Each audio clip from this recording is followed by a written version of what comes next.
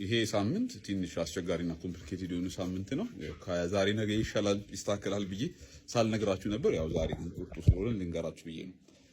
እዚህ ከመጣን አንድ ብለን በጣም ብዙ ነገሮች 2 3 ምናምን እያለን እናበርክቶልን ነበር እግዚአብሔር እና አንድ በግ ብለን 12 በግ ብለን ነበር እና አንድ አመት ከምናምን ነበር የፈጀብን ከአንድ በግ ወደ 12 በግ ለማድረግ 12 በግ ወደ 0 ለመምጣት ግን አንድ ሳምንት አካባቢ የፈጀብን ማለት ነው። እና ሰሞኑን የተነሳ አንድ ወረርሽኝ ነገር አለ መሰለኝ አልገባኝም። እዚህ ያሉትም ሐኪሞች ሊያውቁት አልቻሉም እና በጎቻችን አለቁ።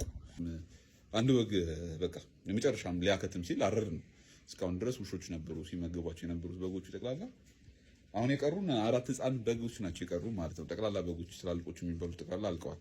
እቸው ሞክረን ነበር ግን የሚቻል ነገር አይደለም። የኛ ገበያ በሳምንት አንድ ቀን ነው። ትንሽ ይቆዩልን ቢያንስ ለግቦሽ ልደታ ሽጠን የተወሰነ እንኳን ሪከቨር ለማድረግ እንሞክራለን ብለን ነበር።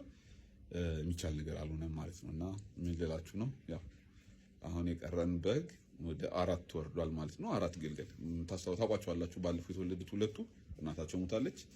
ከዛ በፊት የተወለዱት አደጋ ያሉት 2ቱ ናቸው አሁን ያሉት ማለት ነው። እግዚአብሔር ለበጎ ሁሉ ነገር አድርጓል። ያው እግዚአብሔር በዚሁ እንዲያቆምልን ጸሎት አድርጉልን። አመሰግናለሁ።